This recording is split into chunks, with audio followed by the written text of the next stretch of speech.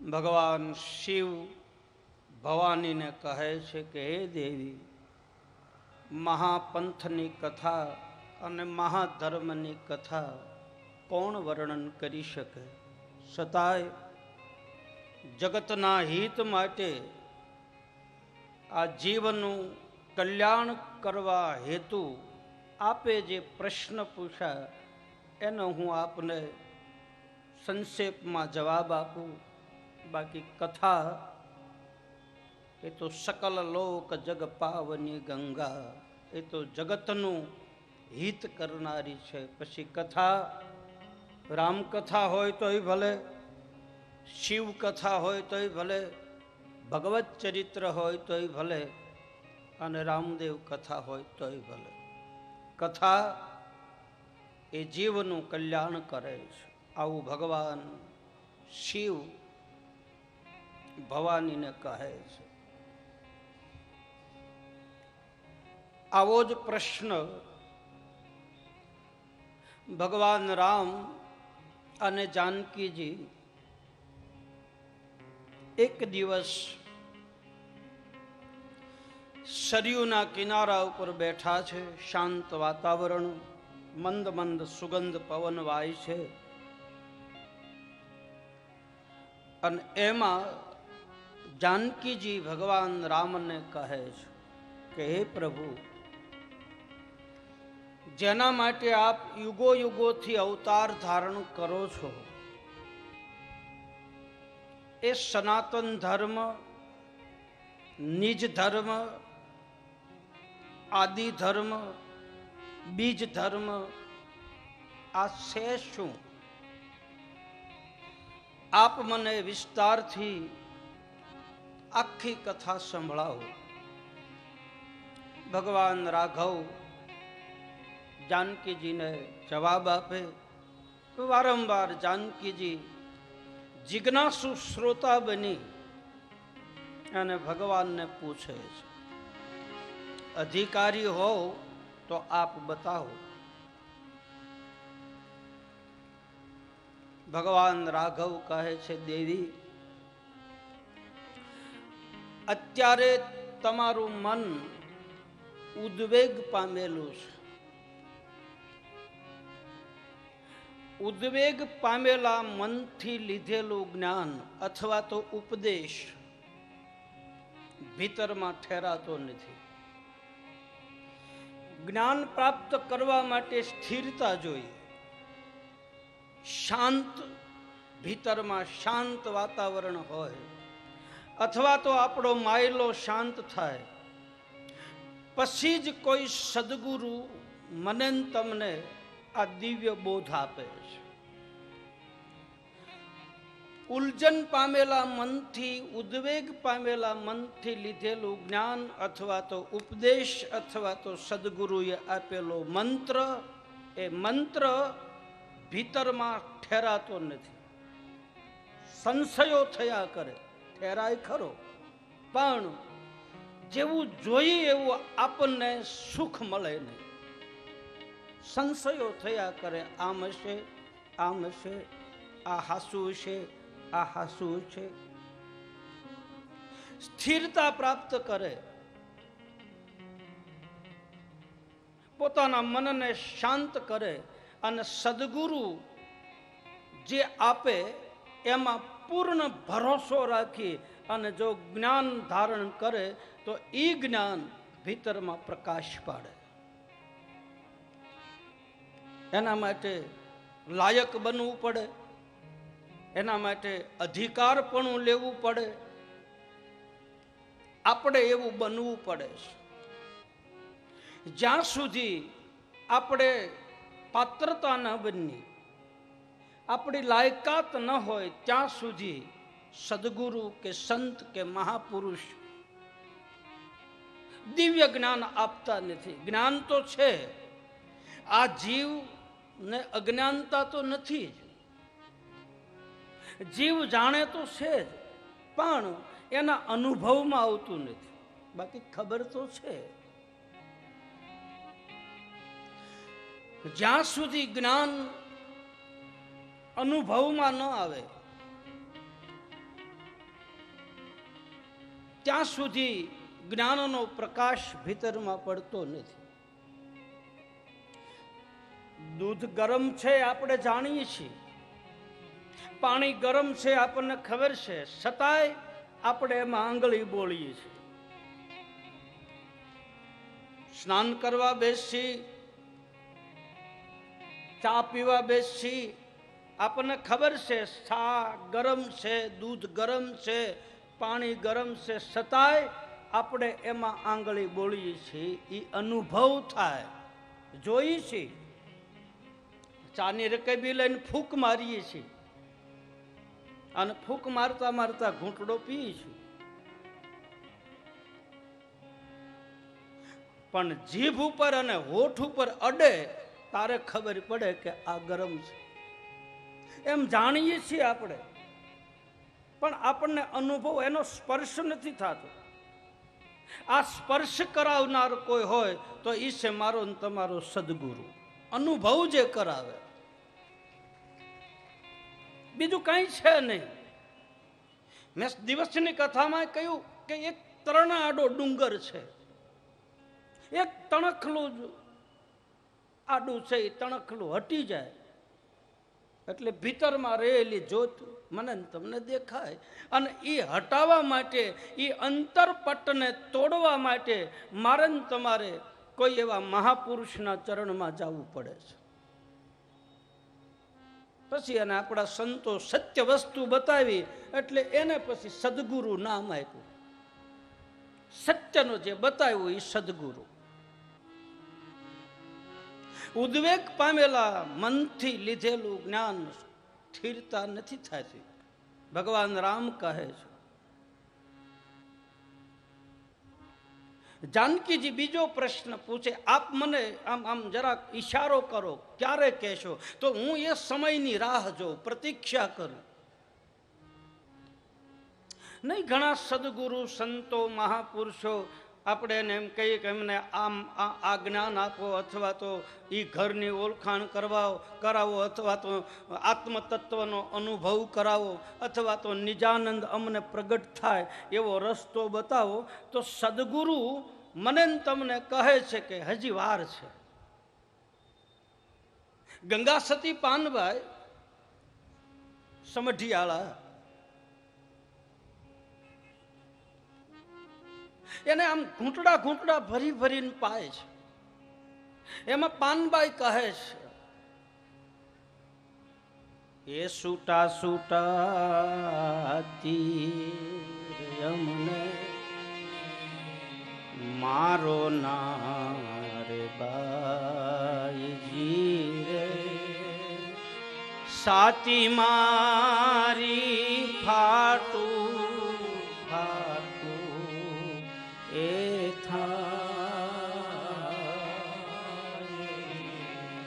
સૂટા સૂટા તીર યમુને મારો નારે બાઈજી રે, સાતી મારી ફાટું એ અને તરત ગંગા સતી જવાબ આપે કે હે બાનબાઈ, બાણ રે લાગ્યા ને હજી ઘણી વાર છે. હજી તો ભીતરના ઉભરા આવવાને બહુ વાર છે. એની રાહ જોવો, એની પ્રતીક્ષા કરો.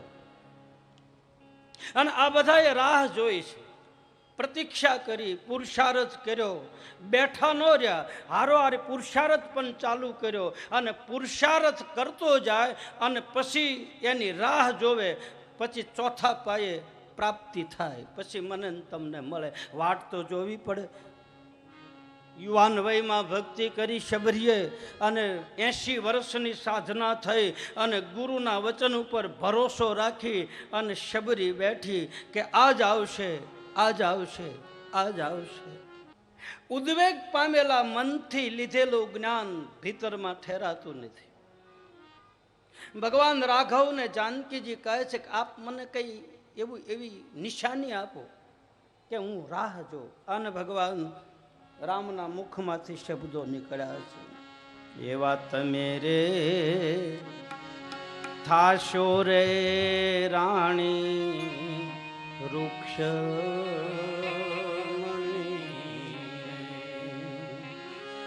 અને લક્ષ્મણ લેશે યાદવ કુળ રે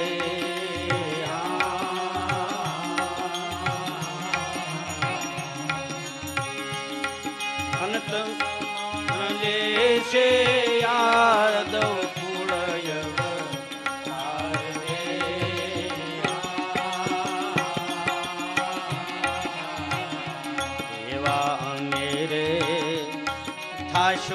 રે દ્વારિકાનો રાજ્યા એવા મેરે ખાશુ રે દ્વારિકાનો રાજ્યા અંતે દીર કરશું બીજ ધર્મની વાત રે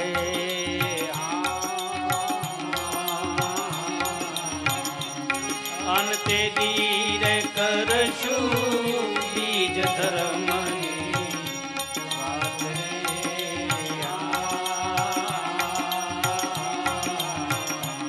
એવા સીતાજી પૂછે રે લક્ષ્મણ વીરના બાંધવા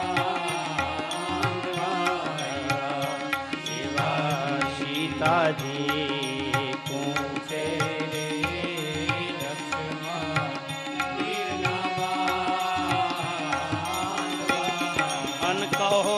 કહો ને મને બીજ ધર્મની વાત રે કે અને કહો ને મને બીજ ધર્મની વાત રે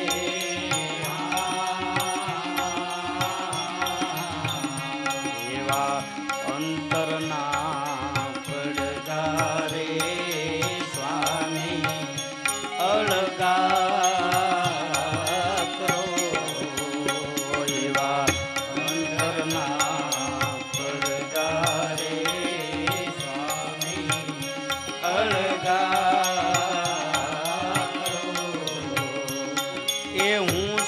તમારા ઘરડા કેરી નાર રે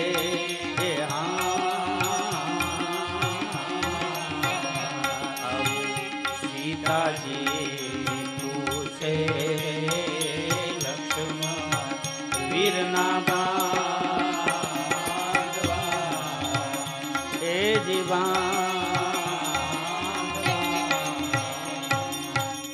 તમે બીજા અવતારમાં રૂક્ષ્મણી બનશો, લક્ષ્મણજી યદુવંશમાં અવતાર ધારણ કરશે, હું દ્વારકાનું નિર્માણ કરીશ ને એ વખતે હું તમને આ મહાપંથની વાત કરીશ. અત્યારે આ વાતને પડદો રાખો. આવું જાનકીજી ભગવાન રાઘવને પૂછે અને એનો જવાબ આપે. આ રામચરિત માનસની કથાનું પ્રમાણ. નિજાર ધર્મની કથા, આદિ ધર્મની કથા, જૂના ધર્મની કથા, બીજ ધર્મની કથા, આ મૂળ જે ધર્મની કથા એ બધાય શાસ્ત્રોની અંદર આપેલી છે. પહેલું પ્રમાણ આપ્યું રામચરિત માનસની કથાનું. બાબા રામદેવજી મહારાજના માસીના દીકરા જામાજીને આવી બે રાણી છે. રામદેવજી મહારાજની આવી ઈર્ષ્યા કરે. રામદેવજી મહારાજે એને પરસો બતાવી અને મૂળ માર્ગ ઉપર ચડાવ્યા છે. સુમતી હારા વિચારની અરે આ જીવને પરણાવી દીધી. પરણે શબ્દને સુરતા નાર, પછી સ્વયંવર રસાણો સદગુરુના દેશમાં. આવી અનેક કથાઓ રામદેવજી મહારાજે આધ્યાત્મિક માર્ગ ઉપર કોઈને શામ, કોઈને દંડ, કોઈને ભેદ, કોઈને જ્ઞાનથી, કોઈને કર્મથી, કોઈને ભક્તિથી, બધાને ધીરે ધીરે ધીરે ધીરે મહાપંથના માર્ગ ઉપર પોતાની ગતગંગા, પોતાના ભક્તોનો વિસ્તાર કરે. ગોતી ગોતીને લાવે છે, ગોતી ગોતીને. કોકને આમથી લીધો ને કોકને આમથી લીધા ને કોકને આમ નોખા નોખા માળાના મણકા ભેગા કરે અને સરસ મજાની કથા બાબા રામદેવજી મહારાજ હવે ગ્રસ્ત આશ્રમમાં પ્રવેશ કરે એની દિવ્ય કથા અહીંથી શરૂ થાય. બાબા રામદેવજી મહારાજના વિવાહની કથા, માતાજીનું પ્રાગટ્ય થાય, નેતલદેના જીવન ચરિત્રની કથા રામદેવ કથામાં બતાવે કે નેતલદે કોણ હતા. તો નેતલદે એમ કહે છે કે આગલા અવતારમાં જાનકીજી હતા, બીજા જન્મની માલપા રૂક્ષણી બને, ત્રીજા જન્મમાં નેતલદે બને, એવું એક કથાની માલપા સંતો અને મહાત્માઓ બતાવે કે ભગવાન રામ અને જાનકી એક વખત સરયુ નદીના કિનારા ઉપર બેઠા છે. સ્ફટિકની શિલા છે, શાંત વાતાવરણ છે, મંદ મંદ સુગંધ પવન વાય છે. ભગવાન રામ આજ ખુશ છે. અન જાનકીજીએ પોતાના ભીતરમાં પડેલી વાત ભગવાન રાઘવને કહે છે કે હે પ્રભુ, આપ જો મને કહો તો મારા ભીતરમાં અનેક જન્મોના સંશય અને શંકા પડી છે. આ શંકા મારી દૂર કરો. જો તમે કહો તો મારા મનની વાત કહું. ભગવાન રાઘવ રજા આપે. આન જાનકીજીના મુખમાંથી શબ્દો નીકળ્યા છે કે એવું સીતાજી પૂછે રે લક્ષ્મણ વીરના બાંધવારે.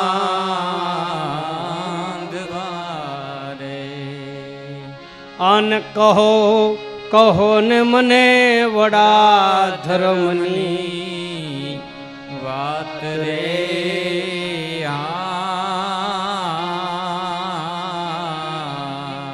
હવે અંતરના પડદા રે સ્વામી એ અળગા કરો રે. અને હું સૌ તમારા ઘરડા કેરી નાર રે.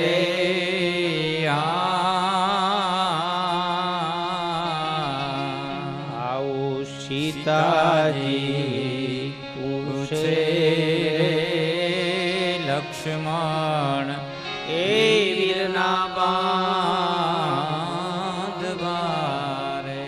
ખોળો પાથરીને માગે છે, મારા ભીતરના સંશયોને દૂર કરો.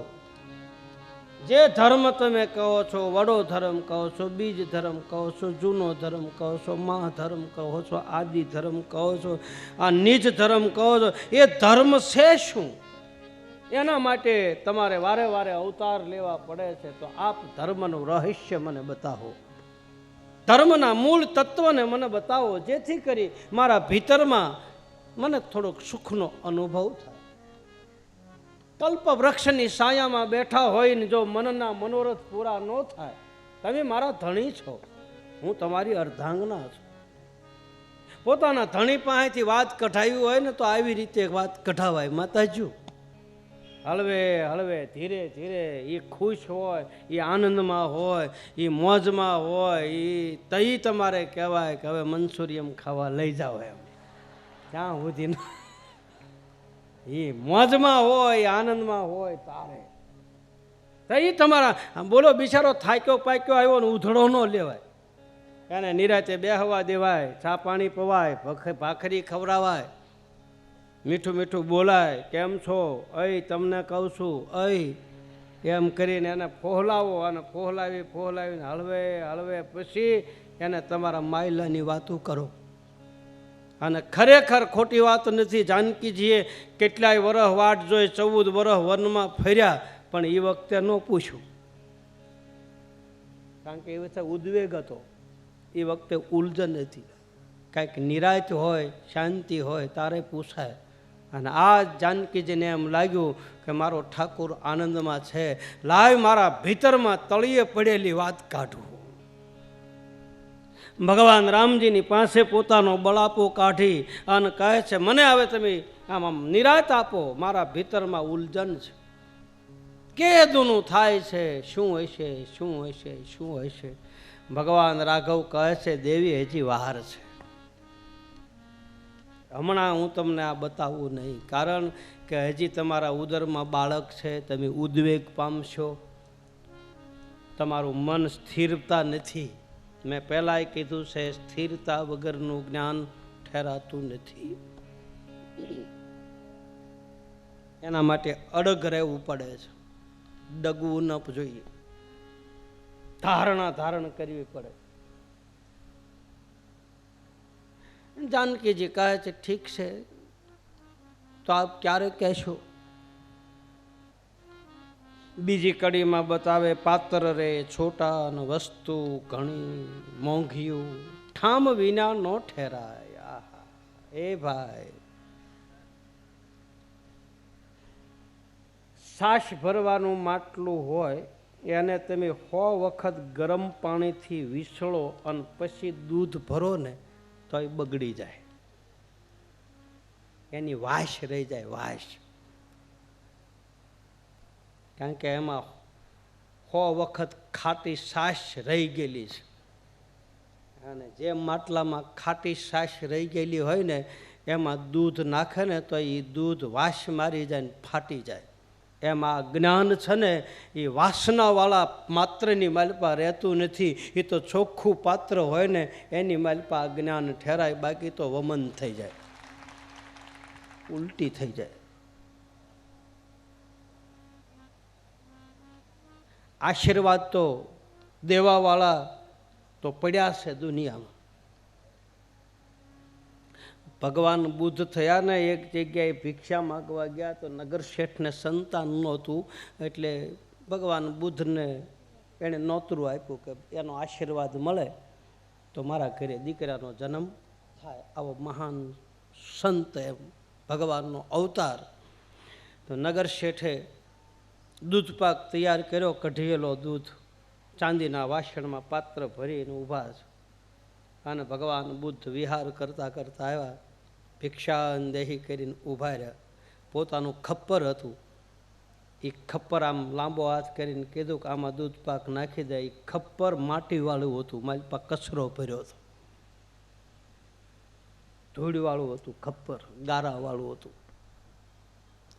બોલો, ચાંદીના કટોરામાં દૂધ લઈને ઊભેલો નગર શેઠ એમ કહે છે કે બાપજી, આ ખપ્પરમાં કચરો છે, આમાં મારે દૂધ પાક કેમ નાખો? તમારું ખપ્પર સાફ થઈ જાય તો મારા મોંઘા મૂલનો દૂધ પાક માલપા રહે. ત્યારે ભગવાન બુદ્ધે કહ્યું કે તારો દૂધ પાક મોટો કે મારો આશીર્વાદ મોટો? અરે બાપજી, આશીર્વાદની કિંમત થાય. મારો દૂધ પાક તો કદાચ 500 રૂપિયાનો હોય કે 1000 રૂપિયાનો હોય. અને તેથી ભગવાન બુદ્ધે કીધું કે 1000 રૂપિયાનો દૂધ પાક મારા ગારાવાળા કમંડલમાં ન રહી શકતો હોય તો બાપ, તારામાં તો હજારો જન્મના કચરા ભર્યા, એ ઉટકી નાખ, તારું કમંડળ ઉટકી નાખ. બાકી સંત ન હોત સંસારમાં તો જલી જાત બ્રહ્માંડ. જો અહીંયા સાખી લખીશ દિવ્ય ધર્મ સભામાં, સંત ન હોત સંસારમાં તો જલી જાત બ્રહ્માંડ. જ્ઞાન કેરી લહેર મેં ઓ તો ઠારત ઠામો ઠામ. દેવાવાળા તો છે બાપ, પણ મારા ને તમારા કમંડળ બગડી ગયેલા છે, એમાં કોઈ શું કરે? મારી પા હાવણો મારો. સવારમાં હું અહીં જોઉં છું ને બાપુ, જાગીને સવારમાં આમામ આમામ કરતા હોય બધી બારીએ. કોઈ દે આમાં કર્યું આમ?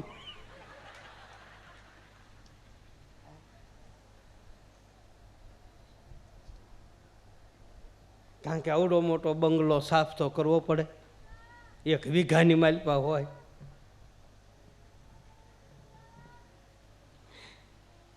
સેવાદાસ બાપુ થયા ને પરબમાં, સેવાદાસ બાપુના ગુરુભાઈ સીતારામ બાપુ પણ વડાય, ચોકી વડાય ને આશ્રમ. અને પરબમાં જ જુદા પડ્યા ને પછી એણે ત્યાં સીતારામ બાપુએ ત્યાં આશ્રમ બનાવ્યો. એટલે બધા સંતો ભેગા થયા ને એટલે બાપુને કીધું કે બાપુ વાહ, તમે બનાવ્યું હો બાકી આશ્રમ, એમ જોરદાર આશ્રમ બનાવ્યો. સીતારામ બાપુ કે હું બનાવ્યું, રાખ વાળવાનું વધાર્યું. આ હાવણો લઈને મારે વાળવું પડે છે. આ કરતાં ઝૂંપડીમાં તો સારું હતું, કાંઈ માથા કૂટતો નહીં. ત્યાં પરબમાં રહીને સેવા કરતો હતો, એ સારું હતું. માલિપાથી કમંડળ કચરો નીકળે. તમે કળશા પાણા કરો છો, કચરા પોતા કરો છો ને માતાજી, સવારમાં જ કરો ને. હવે અહીંયા તો રોંઢે કરે, ખરેખર સવારમાં કળશા પાણા થાય. ગામડાની માલિપા વાસણ ઉટકાઈ જાય, કળશા પાણા થઈ જાય, ફચકલાસ આમ ઉટકીને આમ ખાટી છાશમાં બોલીને બધો માલિપાથી કચરો કાઢ્યો હોય, ઉજળા થઈને આમ આભરાએ મૂક્યા હોય લોટા. અને સવારના પોરમાં સાધુ બ્રાહ્મણો પછી એ ભિક્ષા માગવા આવે, લોટ માગવા આવે, ને પછી ઉજળા પાણીયારા જોઈ અને એમ થાય કે આના ઘરનો લોટ લેવાય હો, આના કળશા ઉટકેલા છે. પાણીયારું ગોબરું હોય ને ત્યાં બ્રાહ્મણ લોટે ન લે. એ સવારમાં જ શું કામ કરવાનું? જેમ એ પોતા કરો છો એમ આપણા ભીતરની માલપાઈ ક્યારેક પોતું મારવું પડે. તો બાકી દેવાવાળા તો છે, લેવાવાળા નથી. એવા પાત્ર છોટા ને વસ્તુ ઘણી મોટી,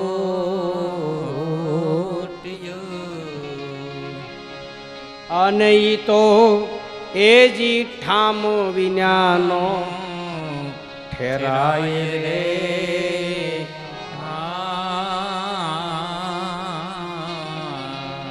મેં પહેલા કીધું આપને કે અમુક વસ્તુ અમુકને ન શોભે. ખારા રે ખેતરમાં હવે બીજ મતવા રે, બીજ મતવા રે. આવા વણ રે જો તરિયા ગાડા નવ હાંકો રે, એ જીવે શાયદ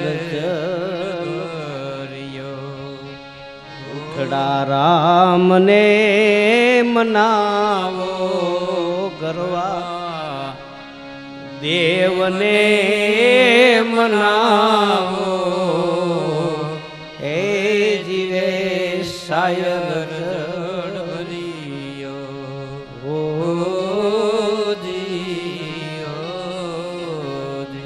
પાલનપીર થયા. એક હરિજન સાધુ અડમતિયા મોરબીની પાસે, આ એનું ભજન છે.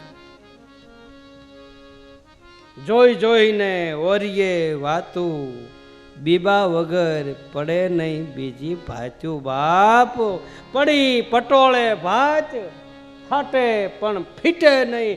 અમુકની ભાત એવી હોય, એ લુગડું ફાટી જાય ને તો એની ભાત ન જાય. જેતપુરના પટોળાની ભાત જાય નહીં, પાટણના પટોળાની ભાત ન જાય.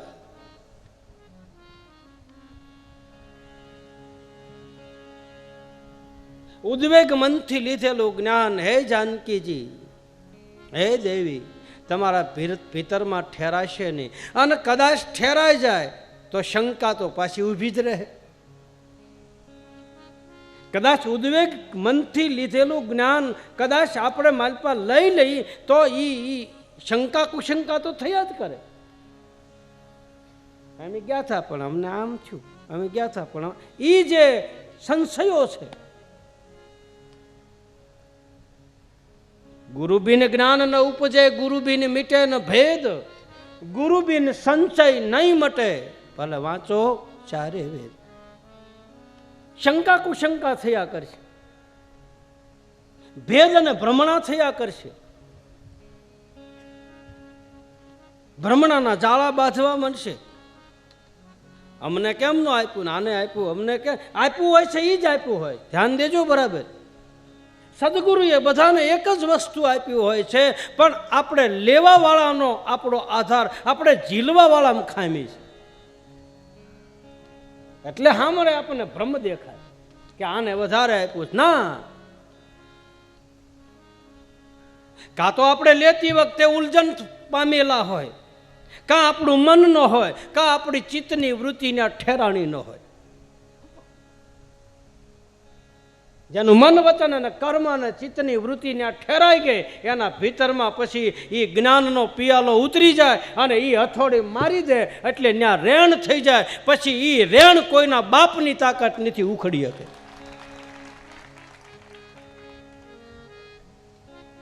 જેને સત્ય ભાવથી, સમર્પણ ભાવથી, શરણાગતિ સ્વીકારીને પૂરેપૂરો અધિકારપણું મેળવીને, લાયકાત જેને કહે છે, પ્રમાણપત્ર તો જ મળે. લાયકાત હારી હોય તો જ. વર્તુળ ખારી હોય ને તો આપણા સલટીમાં લખે, નિહાળે સલટી કઢાવવા જઈને એમાંય લખે છે કે આની વર્તુળ ખારી છે, આનું ભણતર સારું છે. જો સારું હોય ને તો જ આચાર્ય માલપા સારું કરે. નકર પ્રમાણપત્રમાં ચોકડી લાગી જાય ને જય શ્રી કૃષ્ણ, પછી એ સલટી તમે ગમે ત્યાં જાઓ ને તો એ ન હાલે. પહેલેથી જ ચોકડી લાગેલી, લાલ એરો માલપા લાગી જાય પછી વાત પૂરી.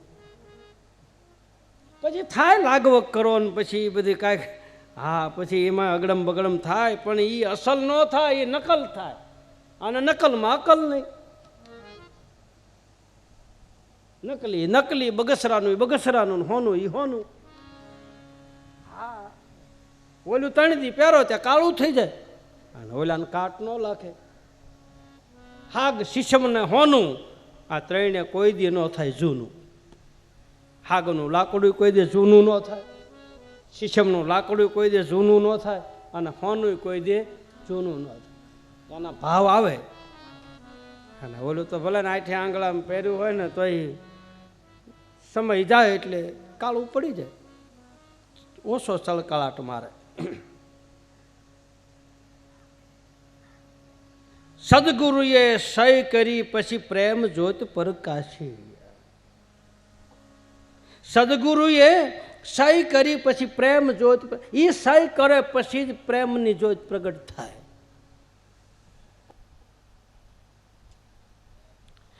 કાં તો આપણે ઝીલવામાં ખામી, કાં તો આપણું મન ઉલઝન પામેલું હોય, અને કાં તો આપણી ચિત્તની વૃત્તિને ચોંટી ન હોય. એટલે જ્ઞાન લેતી વખતે, ઉપદેશ ગ્રહણ કરતી વખતે ધારણા ધારણ કરવી પડે, સ્થિરતા ધારણ કરવી, ધૈર્ય રાખવું પડે, ધીરજ રાખવી પડે. જાનકીજીને ભગવાન રાઘવ કહે છે, દેવી અત્યારે તમને હું નહીં બતાવું, અને અત્યારે કદાચ હું બતાવીશ તોય તમે હાસું નહીં માનો. ઘણી વખત એવું હોય, માતાજી તમને ખબર જ હોય, ભાઈઓને ખબર, સંસારની માલપા આ નિયમો આવે છે. ઘણી વખત ભાઈ હાસું કહેતો હોય ને તોય બેન એમ કે એ તો તમે મને રાજી રાખવા કહો, બાકી હું તમને ઓળખું છું. ઓલો હાસું જ કહેતો હોય પણ ઓલીને ઉલઝન હોય. ઘણી વખત બેન પણ એવું ખાસું કહેતો હોય ને ભાઈ એમ કહેતો હોય કે હું તને ઓળખું છું, તું વેણે વેણે ખોટું બોલે છે. જા ભાઈ જા, એ તો મને કોઈ દેતું નહોતું ને એટલે તને લાવ્યો.